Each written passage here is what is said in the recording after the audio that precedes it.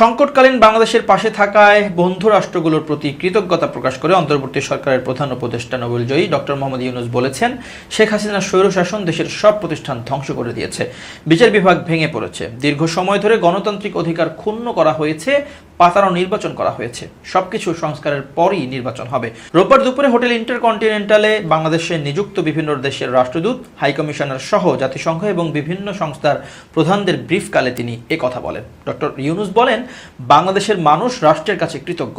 সংকটকালীন তারা আমাদের সহায়তা করেছে। বর্তমানে একটি চ্যালেঞ্জিং সময় পার করছি। 2 সপ্তাহ হলো বাংলাদেশের দ্বিতীয় বিপ্লব সাধিত হয়েছে। হাজার হাজার মানুষ স্বৈরশাসক শেখ হাসিনার বিরুদ্ধে প্রতিরোধ গড়ে তোলার পর তিনি দেশ থেকে পালিয়ে গেছেন।